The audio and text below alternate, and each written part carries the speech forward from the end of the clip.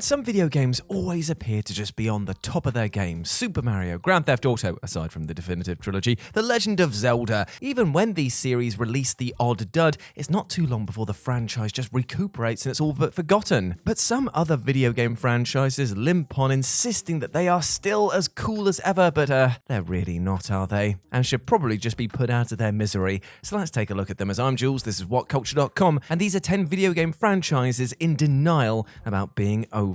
Number 10, Bomberman. During the 1990s, Bomberman was dominating the gaming industry thanks to its addictive multiplayer. Considering the developers were releasing up to 6 Bomberman games per year during this period, the explosive franchise seemed absolutely unstoppable. But sadly, the plucky bomber didn't make a smooth transition to 3D, causing his popularity to wane somewhat. Out of desperation, the studio attempted to reignite the fandom with the dark and gritty reboot Bomberman Act Zero. But with its absolutely drab and tedious gameplay, Act Zero was regarded as a travesty. Bomberman had a few more releases since, but seemed to fade out of existence by 2010. But in 2017, Konami tried to bring back interest to the bombastic hero with Super Bomberman R. Although the developers had to pull out all the stops to spark interest here, this entry brought nothing new to the table. Konami tried revitalizing the franchise yet again 3 years later by introducing an online option in Super Bomberman R, but gamers were still unimpressed, pointing out that this feature should have been included from the get-go since multiplayer is Bomberman's biggest selling point.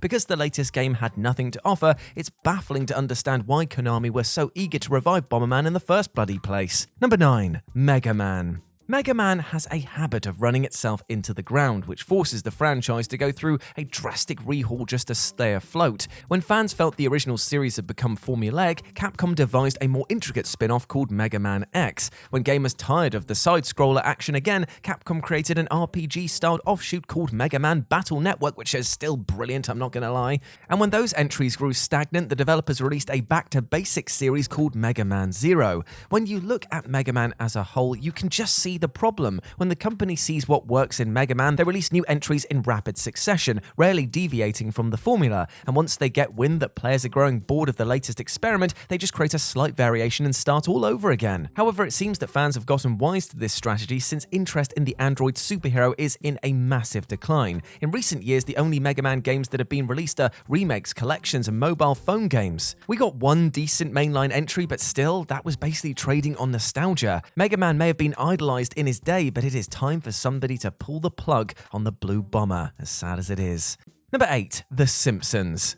When The Simpsons reigned supreme during the 1990s, it was no surprise that they pumped out all forms of merchandise, including cereal boxes, music videos, and of course, video games. The first game adaptation, simply called The Simpsons, was an arcade beat-em-up by Konami. Even though it could have been a simple cash grab, the game was a massive hit, guzzling countless quarters across the globe. Although some video game adaptations of Springfield's most iconic family weren't great, a couple of entries like Simpsons Hit and Run and The Simpsons game were much better than one would ever expect. But let's be honest, there hasn't been a good Simpsons game since The Simpsons itself was actually watchable. EA's mobile iOS game Tapped Out was criticized for exploiting players with its freemium purchases to the point where it was even ridiculed in South Park. Just when you thought The Simpsons developers couldn't sink any lower though, Arcade 1UP released sellable arcade cabinets of the original game for $700.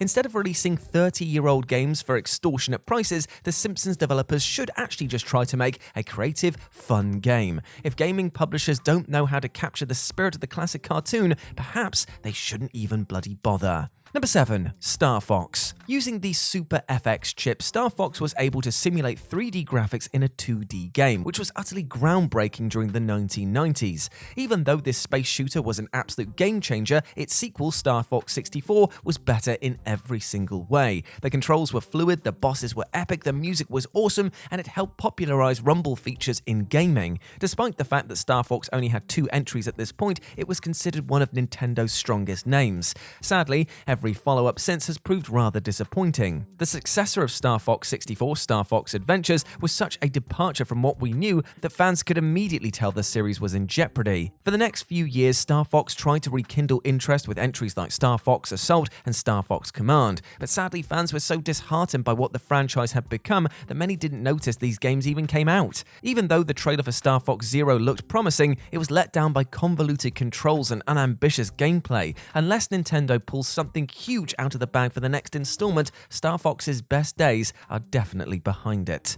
Number 6. Castlevania. Even though the most die-hard fans of Castlevania were probably not expecting much from Warren Ellis's animated series, viewers were absolutely blown away. Thanks to the glorious animation, incredible performances, and complex plot, Netflix's adaptation may be the greatest video game adaptation ever. When the Castlevania series came to an outstanding climax in 2021, interest in the vampire-themed platformer had never been higher. But let's not forget that Castlevania in the gaming world has been spiraling downwards for about a decade. During the millennium, the franchise was releasing quality entries like Circle of the Moon and Harmony of Dissonance, and when Metal Gear's Hideo Kojima released Castlevania Lord of Shadow in 2010, it looked like the series was hitting its zenith. Sadly, Lord of Shadows was the last great Castlevania game, with its direct sequels turning out so poorly that Konami has only released remakes and collections since. It's heartbreaking to dismiss the series since Super Castlevania 4 and Symphony of the Night are amongst the most influential games ever made, but unless Konami are ready to go beyond the Call of Duty and release a game worthy of the franchise, it might be better to just let Castlevania rest. Number 5. Earthworm Jim. Earthworm Jim centers around a worm who uses a robotic suit to save the galaxy from the likes of Bob the Killer Goldfish, Psy-Crow, Heck the Cat, Professor Monkey for a head, and Queen Slug for a butt. Despite the fact that Earthworm Jim could have been sold purely on its zany humor and wacky premise, it was an excellent platformer due to its inventive puzzles, kick-ass music, and really slick gameplay. Even though TV adaptations of video games usually don't turn out well, the Earthworm Jim cartoon was hilariously entertaining. But after Earthworm Jim 3D tanked, all interest in the groovy superhero seemed to disappear overnight. But the wisecracking worm wasn't done just yet. Not only did Interplay Entertainment announce Earthworm Jim 4 is on the horizon, but it will also be released on a brand new console. But here's the problem. The game was announced 10 years ago and it's still not out. Worse still, we have no idea when this supposedly brand new console is meant to be released. Considering Earthworm Jim 4 has been delayed by a decade and there's almost nothing to show for it, all signs point to this, air quotes, comeback being an utter disaster. Number 4. Battletoads. After Teenage Mutant Ninja Turtles became a global phenomenon, it wasn't long before every other company devised a rip-off. Although carbon copies like Avenger Penguins and Biker Mice from Mars ended up tanking, one of the few imitators that actually worked was Battletoads, a beat-em-up video game released in 1991. Even though it could have come across as a copy-and-paste job of TMNT, Battletoads stood out for its unique aesthetic, catchy music, and creative gameplay. It also became legendary for being one of the hardest games ever, a distinction that still holds to this day. On top of that, it deserves credit since its antagonist, the Dark Queen, was the first mainstream female villain in gaming. Even though it spawned sequels, a TV pilot, and a crossover with Double Dragon, the abysmal reception of Battletoads Arcade seemed to kill the property dead. But 25 years later, the franchise was given another shot. But here's the thing, even though the trailer for Battletoads 2020 didn't look great, the gameplay was somehow worse. With its obnoxious voice acting, repetitive levels, and limited moves, this latest installment didn't win anyone over, and thus it's probably going to be the last gasp for a dying franchise. Number 3. eFootball/Pro Evolution Soccer. Over the years, FIFA has become not just the most popular soccer series, but the most successful sports gaming franchise ever. Although FIFA has always been at the top of the ladder, there was a time where eFootball wasn't actually that far off. During the 1990s, International Superstar Soccer, which was eFootball's name at the time, was considered superior to FIFA due to its more precise and meticulous gameplay. Even though FIFA was selling more units, ISS received better reviews, indicating that it might actually surpass its longtime rival. But over the years, the quality of the eFootball games became sporadic. Despite the fact that most of the entries were still great, the standard dropped dramatically every now and again. But with FIFA's recent games also plummeting in quality, especially FIFA 2022, now seemed like the perfect time for eFootball to swoop in and prove that they were the definitive soccer franchise. But when eFootball 2022 was released, it was an unmitigated disaster. Due to its grotesque graphics and lagging engine, it's no wonder eFootball 2022 received a Metacritic score of 25%. Considering it's now the worst rated game on Steam, it doesn't seem possible that the formerly beloved eFootball series can ever recover. Number 2. Five Nights at Freddy's. Whether you're a fan of FNAF or not, you have to admire its creator Scott Cawthon. After the game's Kickstarter campaign failed to receive a single penny, he funded everything himself. Fortunately, Five Nights was a monster success, becoming the biggest indie horror survivor game ever. It's also responsible for causing millions of gamers to develop a phobia of animatronics, so yeah, cheers, thanks for that, Scott. And considering that he released 3 sequels in less than a year, it was obvious that he was milking the franchise for all it was worth. But you can't blame him. He knew that Five Nights wasn't going to be on top forever, so he had to strike while the iron was hot. And sure enough, interest in the series dried up a few years after, and Cawthon retired in 2021.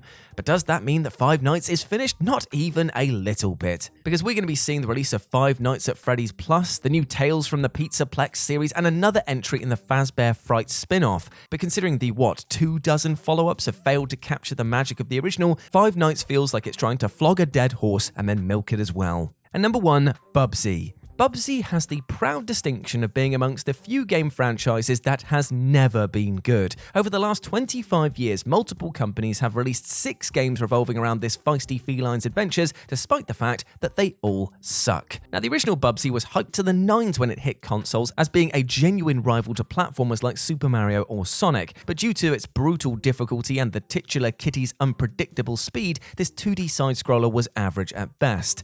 Nevertheless, the game's creator, Michael Berlin, was certain that he was onto a winner, and so churned out sequels. As bad as the second and third entry were, it was Bubsy 3D that annihilated any credibility the franchise still had. Regarded as one of the worst games ever made, it seems like Berlin's creation would never recover. Nevertheless, Bubsy refused to back down. 21 years later, the predictably awful Bubsy the Woolly Strike Back was released, and 2 years after that, Bubsy Paws on Fire came out, showing no sign that the series was trying to get any better. It may be cruel to say, but it is obvious that this is one cat that needs to be put down. And there we go, my friends. Those were 10 video game franchises in denial about being over. I hope that you enjoyed that, and please let me know what you thought about it down in the comments section below. As always, I've been Jules. You can go follow me over on Twitter at RetroJ with a 0, or you can swing by Live and Let's Dice, where I do all of my streaming and stuff outside of work. It'd be great to see you over there. But before I go, I just want to say one thing. Hope you're treating yourself well, both mentally and physically, my friend, because you deserve all of the best things in life, all right? You should never feel like it is over for you, because trust me, my friend, it is not. You can still go on and live a healthy and happy life. And that is all that I want for you, so treat yourself with that love and respect that you bloody well deserve. As always, I've been Jules. You have been awesome. Never forget that,